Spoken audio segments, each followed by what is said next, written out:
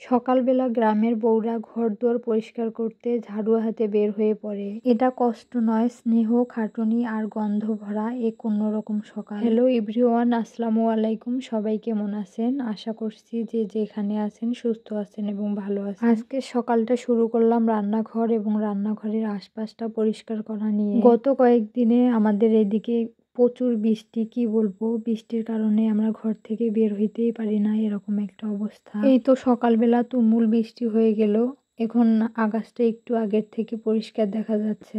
তাই ভাবলাম এই ফাঁকে আমি রান্নাটা করি নেই, কারণ গতকালকে গ্যাস শেষ হয়ে গেছে আর এখন পর্যন্ত আনা হয়নি। যদিও মাটির চুলায় রান্না করতে আমার অনেক ভালো লাগে, কিন্তু এখন যেহেতু অনেক বৃষ্টি, গ্যাসটা থাকলে অবশ্য গ্যাসেই রান্না করতাম। আপনাদের ভাইয়াকে গ্যাসটা আনতে বললে অবশ্য আনতো, কিন্তু বলি নাই নিজে থেকেই, কারণ ওর হাতের অবস্থা তেমন ভালো না। তো যাই হোক, একটু কষ্ট করে এভাবেই রান্না করি কয়েকদিন। তো এখানে আমি প্রথমে চাউলটা ধুয়ে নিচ্ছি, কারণ আগে ভাতটাই উঠাই দিব। ভাতটা উঠাই দিয়ে তারপর তরকারি কি রান্না করব ওইটার ব্যবস্থা করব। মাটির চুলায় ভাত রান্না করলে দেখা যায় মাটির পাতিলে করেই ভাত রান্না করি, আর যখন করে গ্যাসে রান্না করি তখন প্রেসারে উঠাই দিই ভাত। অনেকেই বলেন যে আপু, মাটির পাতিলে করে ভাত রান্না করলে ভাত লেগে যায়, কিন্তু আপনি কিভাবে ভাত রান্না করেন যে পাতিলে ভাত লেগে যায় না? আসলে আপু, মাটির পাতিলটা যখন নতুন কিনবেন তখন এক রাত পানির ভিতরে ডুবাই রাখবেন। পরদিন মাটির পাতিলের ভিতরটাতে সরিষার তেল ভালো করে লাগিয়ে চুলার উপর বসায় রাখবেন। তাই বলে কিন্তু খালি চুলায় নয়, জ্বলন্ত চুলায় বসায় রাখবেন, এতে করে আর আপনার মাটির পাতিলে ভাত রান্না করলে লেগে যাবে না। তো যাই হোক, এদিকে আমি ভর্তা করার জন্য কয়েকটা কচুর বই ছিলে নিছি, এখন ভাতে দিব। ভাতে দিয়ে ভর্তা করলে দেখা যায় ভর্তাটা আঠালো হয়, খেতে ভালো লাগে। আর এদিক দিয়ে ডাল রান্না করব, এজন্য প্রেসারে কিছু ডাল ধুয়ে তারপর তুলে দিচ্ছি। প্রেসারে ডাল রান্না করলে দেখা যায় ডালটা অনেক তাড়াতাড়ি সেদ্ধ হয়, না হলে তো অনেক সময় লেগে যায়। আর হ্যাঁ, আমরা কিন্তু মুগ ডাল খাই, মসুর ডাল খাই না, কারণ আমাদের বাড়িতে সবারই অ্যালার্জি। বিশেষ করে আমার ছোট ছেলেটার, কি বলবো আপুরা, জন্মের পর থেকেই চুলকানি অ্যালার্জি। তো যাই হোক, এদিকে কিন্তু ভাতটা হয়ে গেছে। তা নামার আগে আমি আরেকটু চেক করতেছিলাম আসলে ভাতটা ঠিকঠাক হয়েছে কিনা। তো দেখলাম না হয়েছে, তা নামিয়ে নিলাম। ভাতটা নামানোর পরে চুলায় প্রেসারটা উঠাই দিলাম ডালটা সেদ্ধ করার জন্য। গত পরশুদিন আপনাদের ভাইয়া বাজার থেকে কিছু লাউ শাক আনছিল, তা ওই দিন কিছুটা মাছ আলু দিয়ে রান্না করছি আর কিছুটা ফ্রিজে রেখে দিছিলাম। তা আজকে ভাবলাম ডালের সাথে শাক ভাজি ভালোই লাগবে, তা বের করে নিলাম, এখন ধুয়ে নিচ্ছি। আমরা মাছ ছেলে শাক অনেক পছন্দ করি। আপনাদের ভাইয়া যদি বাজার করার কথা বলে যে কি আনবো, তা আমরা সবসময় বলি শাক নিয়ে আসিও। বিশেষ করে লাউ শাক, মিষ্টি কুমড়া শাক, এই শাকগুলো আমরা মাছ ছেলে খুব পছন্দ করি। এদিকে শাকটা ধুয়ে আনার পর দেখলাম যে আকাশটা অনেক মেঘলা হয়ে আছে, আর ওইদিকে শোঁ শোঁ করে বৃষ্টি ধেয়ে আসতেছে। তো আপনাদের ভাইয়া বলতেছে তাড়াতাড়ি রান্না করো, বৃষ্টি যে জোরে ধেয়ে আসতেছে, রান্নাই করতে পারবা না। এখন আপনারাই কোন, তো রান্না কি আর তাড়াতাড়ি হয়?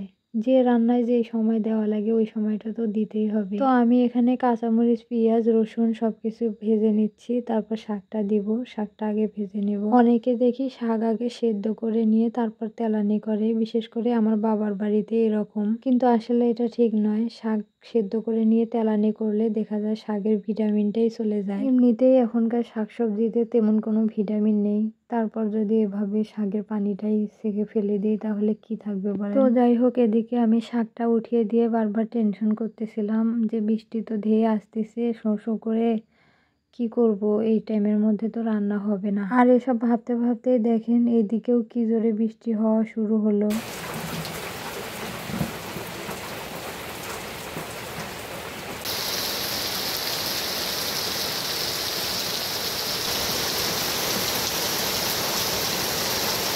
এত জোরে বৃষ্টি হওয়া শুরু হলো, দেখেন আমার রান্নাঘরে পানি ঢুকে যাচ্ছে আর খড়িগুলোও ভিজে যাচ্ছে। তা ভাবলাম যে খড়িগুলো আমি রান্নাঘরের ভিতরের দিকে নিয়ে আসি, তাহলে আর ভিজবে না। এই অবস্থায় তো আর খড়িও আনা যাবে না, যে বৃষ্টি। আর এইদিকে বৃষ্টির পানি শুধু রান্নাঘরের দিকেই আসতেছে। তা আমি আবার দিশমিশ না পেয়ে ঝাড়ু একটা নিয়ে পানিগুলো বের করে দিচ্ছিলাম। এইদিকে বৃষ্টির মধ্যে ওই অবস্থাতে আমি শাকটা ভাজি করলাম, আর শাকটা নামানোর পরে ভাবলাম যে পুরো রান্নাঘরটা ঝাড়ু দিয়ে পরিষ্কার করে ফেলি।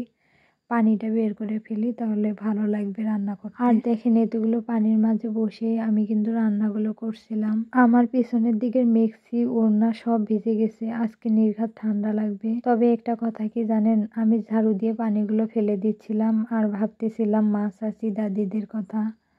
ওরা এত কষ্ট করে রান্না করতো বৃষ্টির দিনে করে। আমার তো তাও টিনের চালা আছে, মানে পানি মানে টিনের চালা দিয়ে পড়ে না, বাহির থেকে পানি আসে। কিন্তু ওরা খোলা আকাশের নিচে রান্না করতো।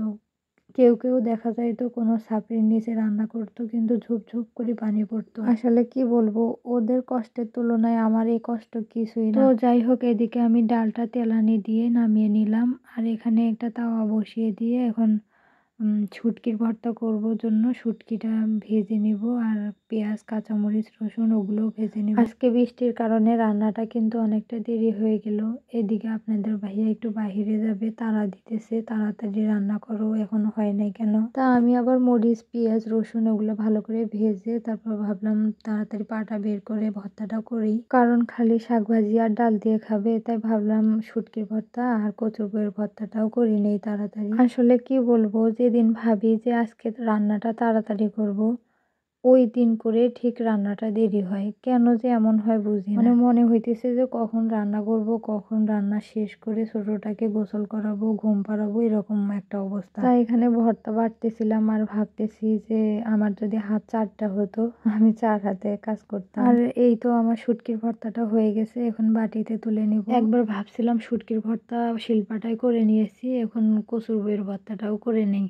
পরে ভাবলাম আল্লাহ, আমি তো কচুর বইগুলা ভাত থেকে বেরই করি না। শিলপাটাটা ধুয়ে আমি তুলে রেখে আসছি, আর এখন ভাত থেকে কচুর বইগুলো বের করে নিচ্ছি। কচুর বই কিংবা আলু যখন আমি ভাতে দেই তখন গনে গনে দেই, তাহলে হয় কি, যখন বের করি ভাত থেকে তখন গনে গনে আবার বের করি, তখন দেখা যায় যে একটাও কচুর বই কিংবা আলু ছাড়া পড়ে না। তো এখানে আমি স্টিলের একটা বাটিতে কচুর বইগুলো ভর্তা করার জন্য নিলাম। তা শুকনো মরিচগুলো অনেকক্ষণ আগে ভাজছিলাম, তো এই জন্য সেটে গেছে, মানে তেমন বেশি আর কি ভালো হয়নি, গুঁড়া হয়নি। কি আর করার, এগুলো তো আর মেহমান খাবে না, আমরা নিজেরাই খাবো, নিজেরা যেমন তেমন করি খাওয়া যায়, মেহমানকে তো আর এভাবে দেওয়া যায় না। তো এদিকে ভর্তাটা করার পর ভাত প্লেটে করে বেড়ে নিচ্ছি।